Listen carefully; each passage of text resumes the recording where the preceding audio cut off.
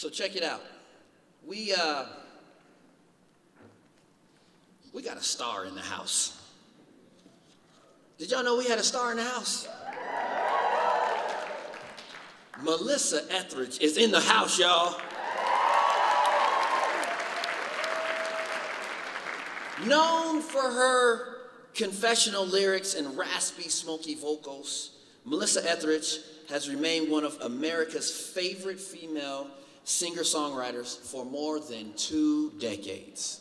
Since the release of her self-titled debut album in 1988, Melissa has gone on to sell millions, you understand what I'm talking about? Millions of records across the world, and has won countless awards, including not 1, but 2 Grammys and an Oscar. I hope she brought it, because I kind of want to see it, you know what I'm saying?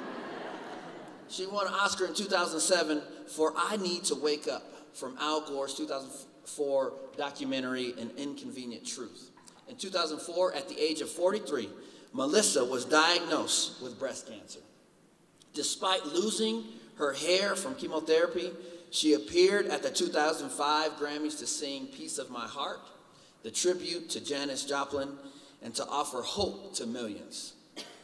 Everybody get to your feet and give it up for Melissa Etheridge. Come on, y'all.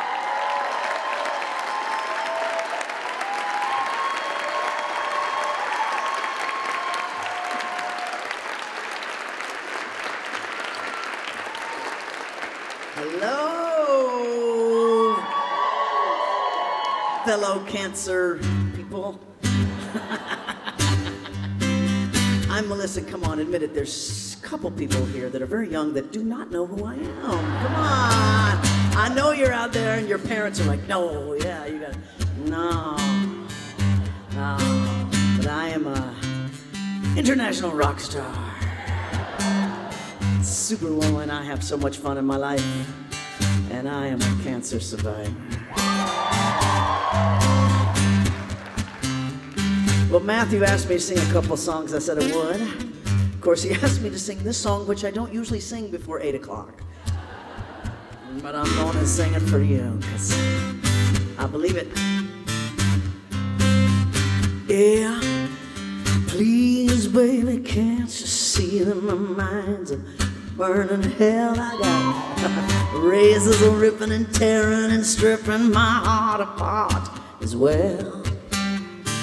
Tonight you told me that you wait for something new.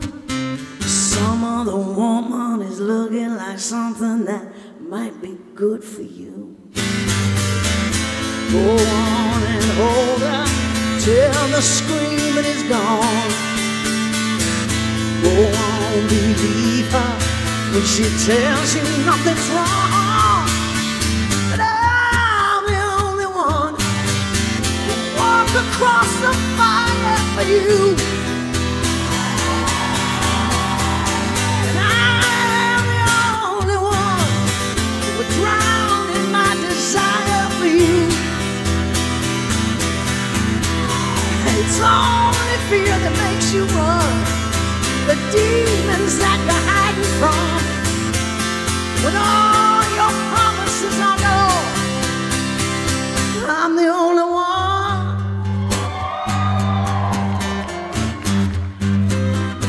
Woo! They've been to a show before, I'm sure. Yeah. Well, please, please, baby, can't you see that I am trying to explain? I have been here before, and I'm locking the door, and I'm not going back again. Oh, her eyes and arms and skin won't make it go away, no. You'll wake up tomorrow and wrestle the sorrow that holds you down today. Yeah, go on and hold her till the screaming is gone. Go on, believe her when she tells you nothing's wrong. Oh, I'm the only one who will walk across the fire for you. I'm the only one who will drown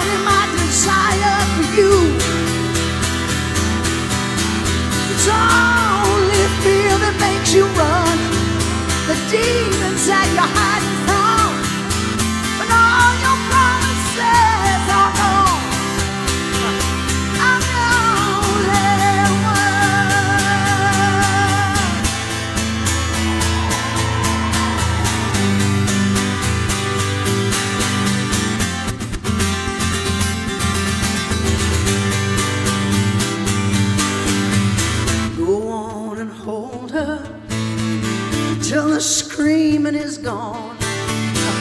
Go on, believer. She tells you nothing's wrong. I'm the only one who will walk across the fire for you. I'm the only one who will drown in my desire for you. It's only fear that makes you run. The demons that you're hiding from, and all your promises are gone. I am the only one.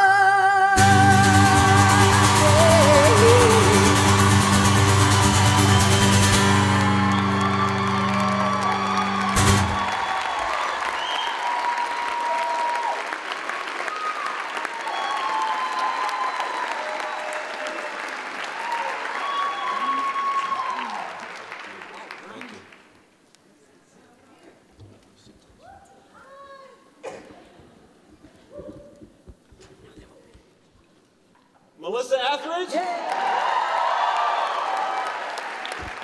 Wow. Now that you want me to talk, okay. Wow, thank you Oh, my pleasure, always. for joining our community. What a Welcome fine to the Young community, Adult- look at you all. You are stupid cancer. I am. I love that name. I love that name, and I love what you do. I met Matthew an hour ago, and, That's all it takes, folks. That's no, all- he just telling me all about you guys and what you're doing and just where he's coming from, just fills me with a lot of love. When I went through this 15 years ago, I was saying stupid cancer, so it's so nice to see it on the walls. Yeah. I dig that. So I think what's really important to our community is, what is life like when you're just Melissa at home with your family? And cancer is the great equalizer. Everything just gets level set. And when world famous Grammy winning, Oscar winning Melissa Etheridge gets cancer and goes home to her family, what came into focus for you?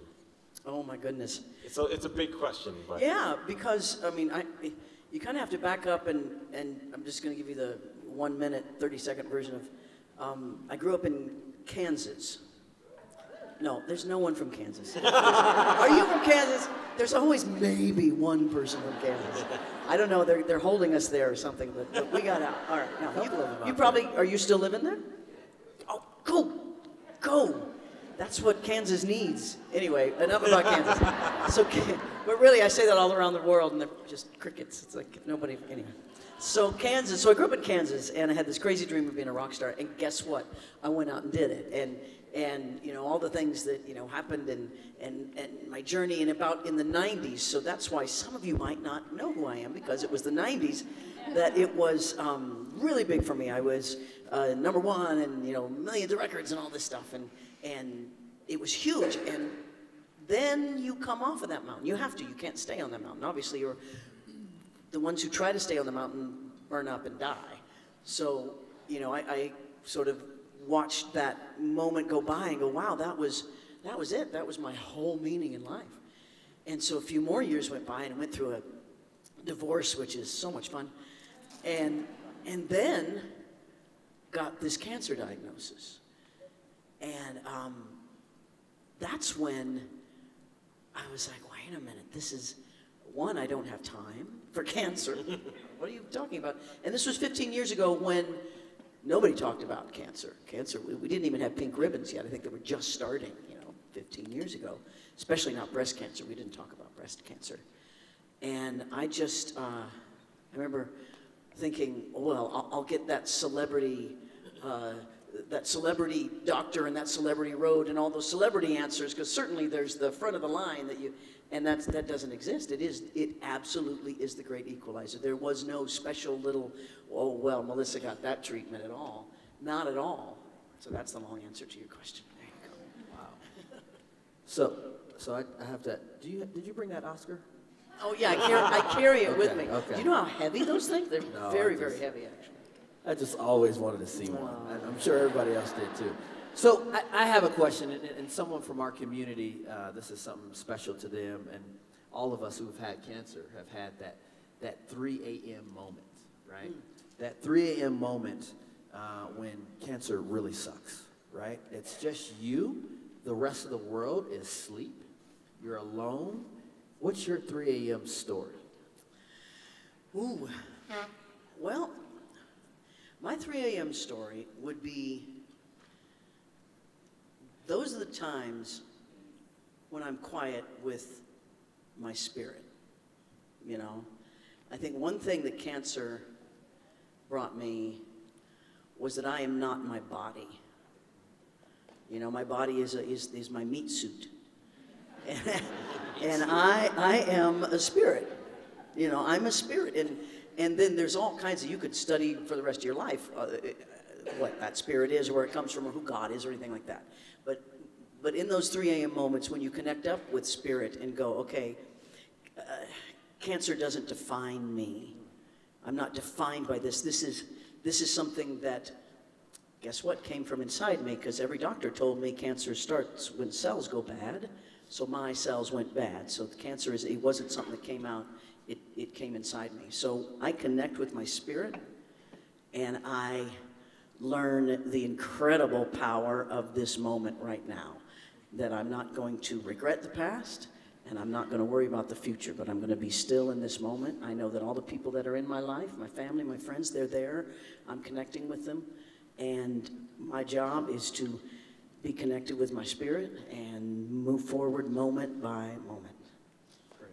We talk so much about the need for community, and especially in this age group, which is a minority population in cancer. There's not a lot of us out there, but when we find That's a each good other, thing, yet well, I know that it is what it is. But you were 43, you had young children, you were married. Like, how did you face, what do I tell my children? Mommy has a boo-boo. We have parenting issues, and, you know, Yeah.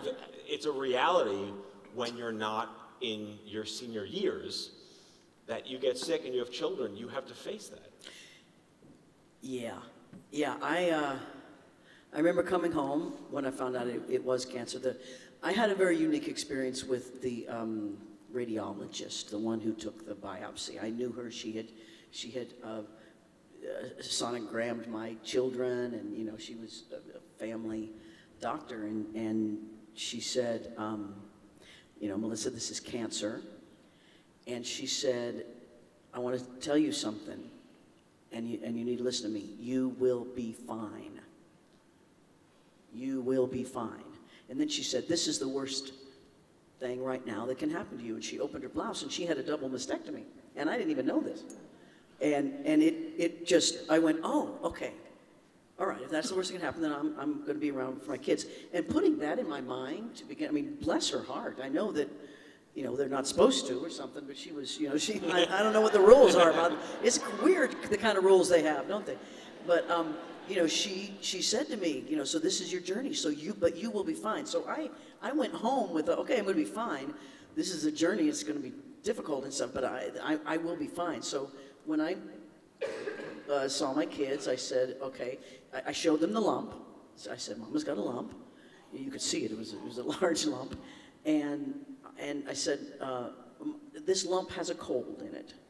And we want to keep that cold from spreading to the rest of Mama's body. So we're going to take that cold out. And then the medicine they're going to give Mama afterwards is going to keep that cold. And it's going to make her sick. And we just, you know, explained all this. And then as we went through it, you know, bless their hearts, the kids just deal with it. I remember one time my son, he was 6 years old, looked at me and said, Mama, you look like a vampire. You know, because I was all, you know, when you get all pasty and bald and ashy and stuff. But, you know, other than he wanted to know if I would be able to play with him when he was 16. And I said, yes, I will. And I did. So there. Melissa, you have a community of folks who are struggling with balance, right? You got cancer, you got your family, you got work, life. What kind of advice would you give to these folks that are struggling with balance? Oh, like I would say there's a lot of strength and power, because power is what what we really need to give ourselves every day. And power doesn't mean power over anything else. It means over you. And the control you have is, how am I going to feel today? How am I going to think today? You might not think you have control over that, but we do. And we have been given even more scary. We're special. We're freaking special, you know? And we've been given this situation to maneuver through. And I would say, be yourself. Because being anybody else or trying to be something else puts us in vibration that isn't balance. And as you're on this journey, as you're learning, as I still am 15 years later, this journey is about finding balance. You know, this is a dualistic world. You know, there's positive and negative, there's light and dark, there's, you know, this and this. And it's about finding the balance inside that. There's going to be hard things, and guess what? There's going to be death. Death exists. We're all going to, every single one of us is going to die. And sometimes we pretend we're not, but we are. And how about, instead of worrying when that comes, because it will come, just be right here, right now, this moment, this second, this instant. And that's going to make life really, really rich and rewarding. No matter how many more of those moments we have, this moment you'll realize as you move from moment to moment is the only moment we have. Does that make sense? Yeah, preach. Yes.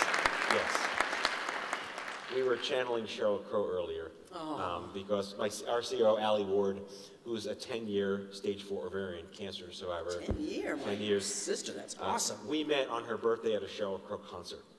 Yeah, amen. So we were talking about Sheryl, and you and she, you do go back a very long time, and you've been on tour with her. I stalk you, don't worry. So, good. I wish I could have made some of them. I really couldn't. We had this event to produce. But flipping the coin is you had gone through your cancer, and then she got sick literally like 18 months afterwards, and she was there for you when you were sick. Can you share with us what it was like to have that flipped around for her and in your space? Yeah, no, I realized once I went through cancer, there was actually, unfortunately, a lot of women in my circle in Hollywood. You know, they're friends, but I don't know them that well. You know, they're friends who were being diagnosed. And it would be long conversations on the phone and talking about treatments, talking about choices, you know, because we have choices. And I remember there was her, there was Christina Applegate, you know, and all of us made different choices. And, you know, we're all still around and doing this, but, you know, you just, once you go through it, when you see someone of your friends who then goes into it, you just want to help them. You're not going to feel sorry for them because you know, no, this is just, your journey has changed a bit. And actually, I say to people sometimes, awesome, this is great. Your life's going to get really good now. You know, I mean, really, it's going to be amazing. How did your relationship with the audience change once you had cancer? I became less worried what they thought about me. Cancer in general really did that to me. That's why I was able to walk out on stage bald. I was like, seriously, being bald is my biggest worry? No.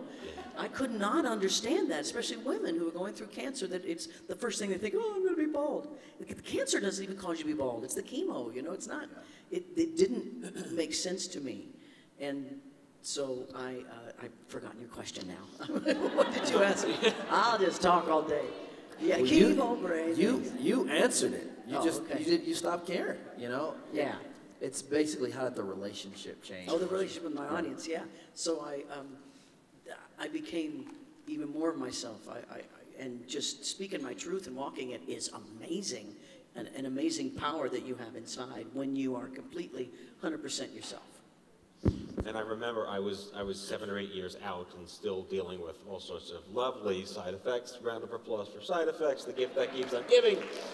And I watched the Grammys, and you tore down the house, and you know, from a cancer, I was like, oh, she's bald, who cares? She's amazing, what she stands for is doing this. But to the layperson, the citizen out there, it meant so much because that had never really been done before to the public. And it was such a leap of faith that I assume you went through. But did that, I don't care about the audience anymore, where's your mind in I'm doing this, fuck it, I'm doing this, it's gonna be amazing? Well, I actually for a second thought, well, maybe I'll put like a leather bandana on or something. And I said, no, it's gonna fly off. What am I thinking? There's no way. And so I went on, and to be honest, I was thinking, I just don't want them to make fun of me. And looking back on it, I'm like, oh, silly me. How, you know, that's such a sad thought. But it was true, and I sang a duet. We did Piece of My Heart with Joss Stone, who was young. She was 17 and just a sweetheart. And I remember telling her, because I had performed on the Grammys before, I remember saying, hey, you know, Grammy audiences are really, they're notoriously quiet. Don't worry. They like you even though they're just sitting there not doing anything. And my guitar player came up to me and he goes, Melissa, you have no idea what you're about to do. And I didn't. And I tell you, that was 15 years ago. People still, every week, mention to me about that performance and what it means. I'll see people, I saw a young, she was about 8 years old. She was in a wheelchair, was in Barnes & Noble. And her father was asking questions at the information desk, and she was in the wheelchair. And you can tell someone who's going through treatment. You can always tell. You just know that, you know, you see them, you know everything about it. And I just looked at her and I walked up and kind of was going to just reach in, and because she was looking at me, and the father turned around and looked at me and looked at her, and he said, oh, Cecilia, you know the video I showed you? Yeah. Woo!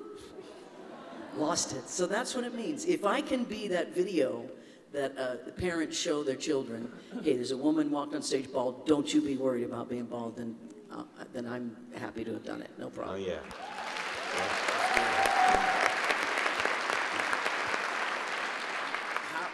How important is music when everything goes to shit? That's like asking how important is oxygen, you know? Yeah, no, music, come on, music is music. Music is, music is celebration, music is ritual, music is, yes, very important. Love it, love it, love it. Wait, so what was on your iPod when you were in the hospital? Oh, okay. I would, Because there were no iPhones back then. no, there was not. Not yet. I had a mix. No, this was, let's see, it was, yeah, I had a CD mix that I would put on when my partner would drive me home from chemo. I went through, because I didn't have to work, the doctors were very excited to give me dose-dense chemotherapy. Yeah, which they eagerly said, we will take you closer to death than, I'm really looking forward to this. And so, yeah, so, you know, but, you know, the chances, you know, the numbers, because they're all about numbers, you know, we'll get you this way. And so the one song I remember, I would listen to a lot of Peter Gabriel, who I really loved. Would listen to a lot of music through my life that I loved, but there was one song, it's by an artist named Patty Griffin. Yes, beautiful singer-songwriter, wonderful woman, and she had a song called When It Don't Come Easy. And I would listen to that every time. I would listen to it over and over as my partner would drive me home. And the drive, I would have to go into Beverly Hills and get it going. I lived about 45 minutes, an hour away, so it was a long drive back home. And you know how when you go, you get your chemo and you're like, okay, I'm okay, and then every minute goes by and you get, and so by the time, you know, about half an hour would pass, I put that on, and the song spoke of, you know, when you're stuck out there, you know, when things aren't going right. It was just a beautiful way of saying, you know, I'm gonna love you even when it don't come easy. So it's just a beautiful song. We were talking earlier about how the way that we approach this idea of, quote, cancer research is very different than it has been traditionally thought of in the past, and that it isn't necessarily all about molecules and chemicals and really important things that actually really matter, but there's another side to it that is as equally important, which is us, the human being side, the quality of life side, the how do I talk to my doctor, what do I tell my friend, am I fertile? And the quality of that life, the mental health, the getting busy living, as we say. Did you at all in your meeting tons of people, and you went on that Stone Phillips show, and it was like another revelatory, oh my God, she's got cancer, she's on TV, and like never happened before, you know, this notion of your own mental health, not the doctors, not the medicine, life outside the hospital. How did you find your new voice? We say new normal, everyone hates that term. Someone come up with something else besides new normal, please. See, there you go. Talk to us about that.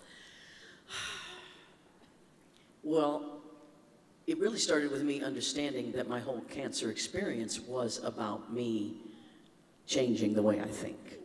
I mean, you can, there's guidelines I have here about speaking with you today, and that's fine. You can absolutely Google me and find more information about treatments and things that I really felt and what I truly believe about cancer and the power that I believe we have. And that's why I love talking to him when he talked about mental health, because it was, from moment one, I realized this is not something that is coming after me. Again, this is something starting inside of me. So I have the power to change. I have the power to change myself. Guess what? I can't change anybody else. That was a big thing when I figured that out. Can't change anybody else, but man, I can change myself. And when I change myself, all of that changes. And it was the small things, how I thought about myself, how I thought about the way I looked. I was 43 and I was getting older, and that, you know, and then well, yeah, I get cancer and I won't get older. Wait a minute, no, that's not what I mean. So being okay with growing, being okay with maturing, being okay with the way I look, being okay with the way I am, being okay with my sadness and my happiness and my dreams. And that was power to me, was changing my thought.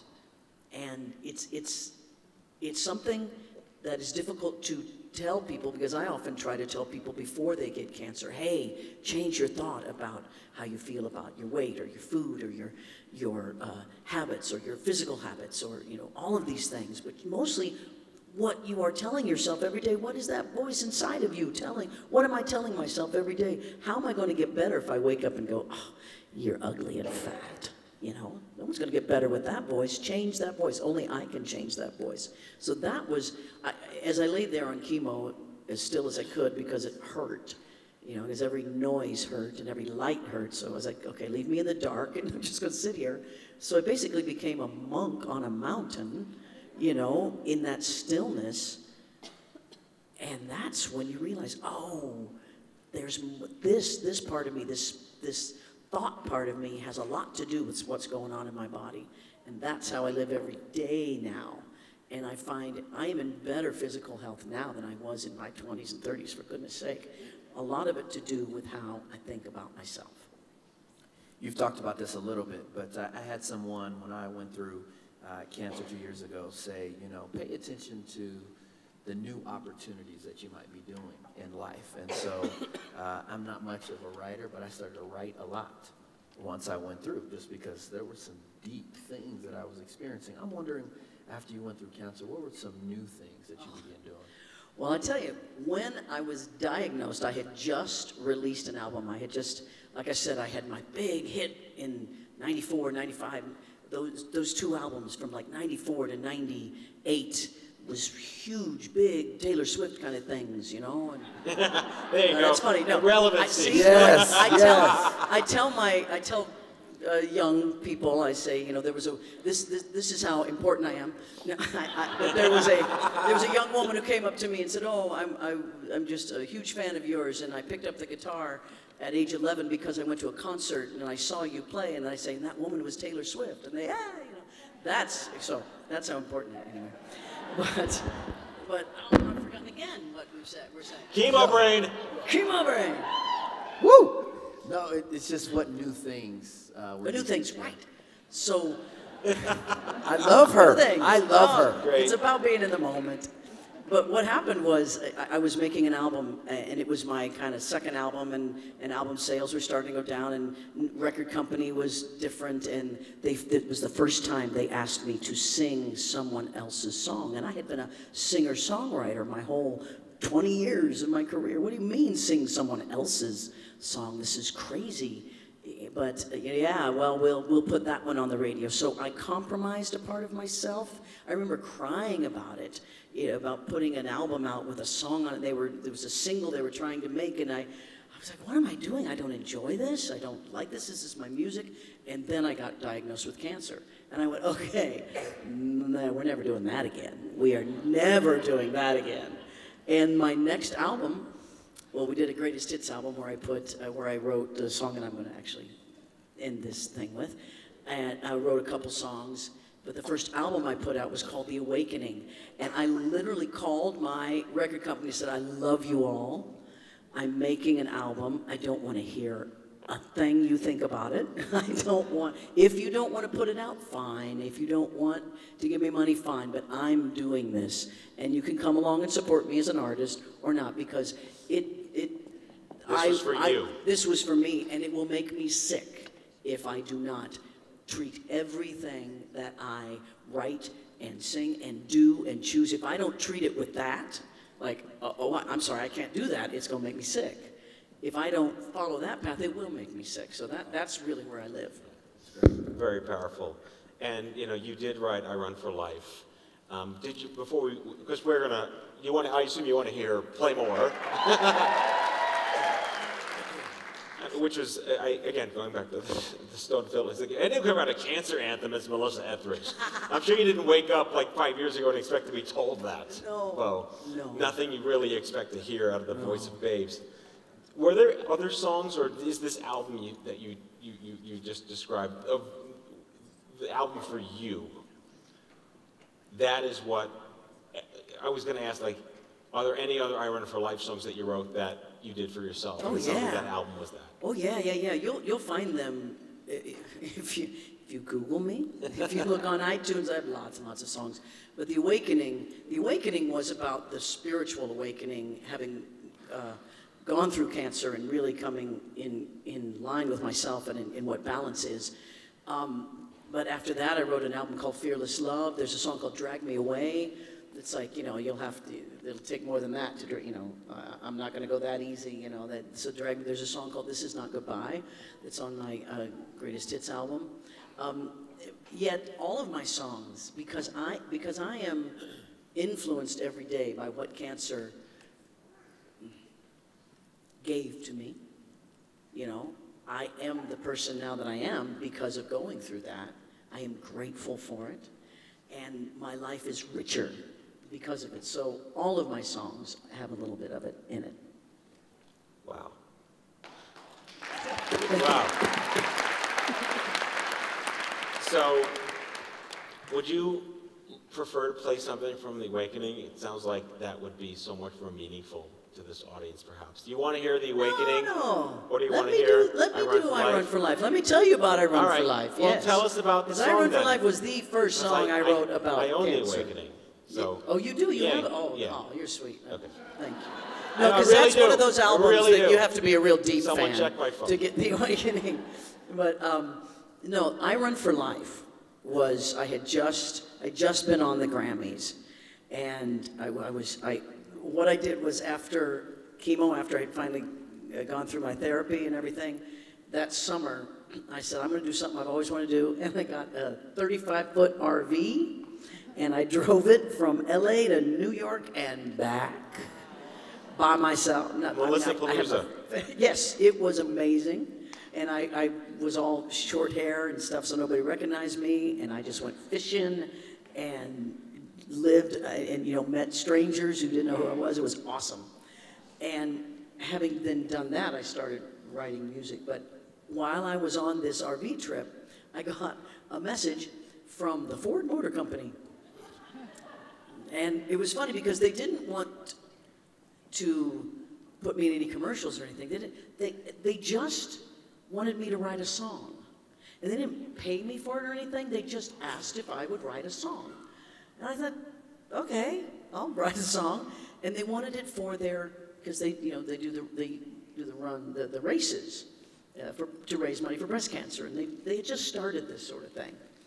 And I said, okay, I like that because I wanted a positive thing. I was really thinking about how I'm going to stand up and be a person who's gone through cancer now and do that. So I wanted to write a song that spoke about how I know others had this, and then spoke about how I went through it, and then spoke about there will be others who get this. And when you listen to this song, it brings us all together, and it was about running for life, not being just a survivor, not battling cancer, not losing your battle, but being a thriver who had gone through this.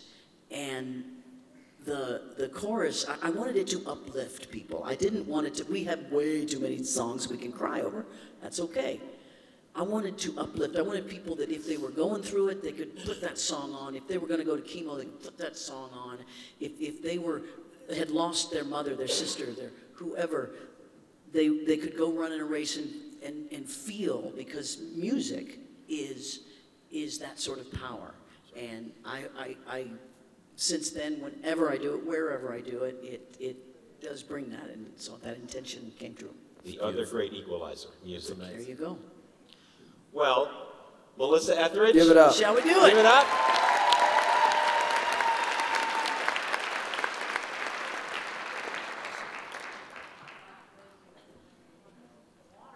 We're drinking water, right? Lots and lots of water. This good medicine.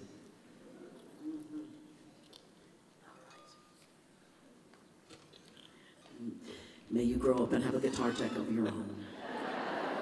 Who brings you your guitar, and it brings me my water, and make sure I have a pick, and tunes my 12-string. That's amazing too.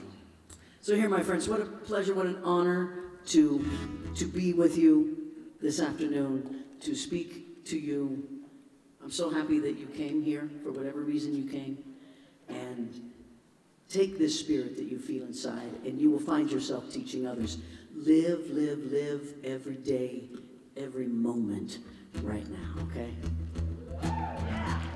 Thank you so much.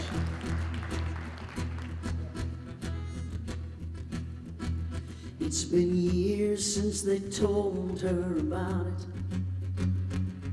The darkness her body possessed, and the scars are still there in the mirror. Every day she gets herself dressed. Well, the pain is miles and miles behind her, and the fear is just a docile beast. If you ask her why she is still running, she'll tell you it makes her complete. 'Cause I run for hope, I run to feel, I run for the truth, for all that is real. I run for your mother, your sister, your wife. I run for you and me, my friend. I run for life.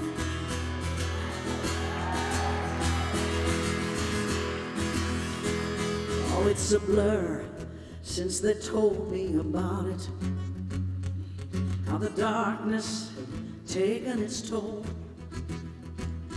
And they cut into my skin, and they cut into my body, but they will never get a piece of my soul.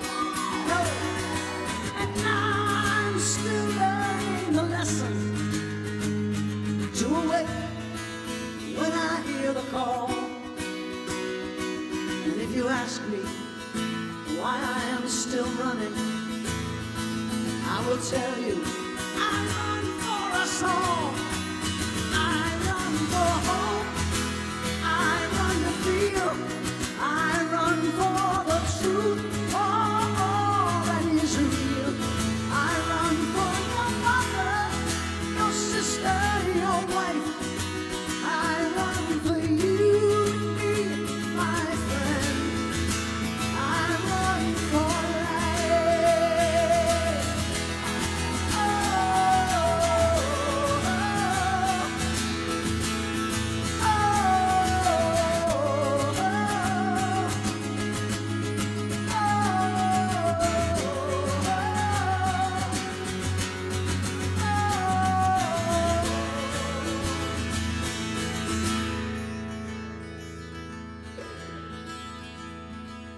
someday, if they tell you about it, if the darkness ever knocks on your door, remember her, remember me.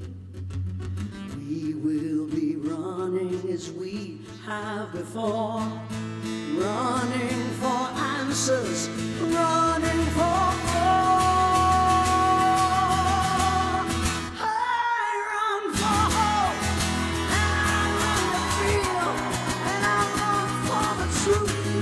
Oh, that is real. I run for your mother, your sister, your daughter, your wife, and I run for you to be my friend. I run for life.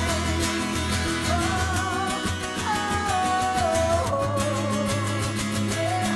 For your brother and your father and your mother and your sister and your daughter.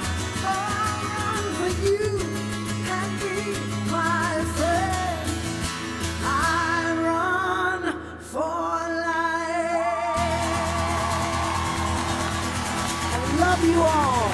Thank you so much.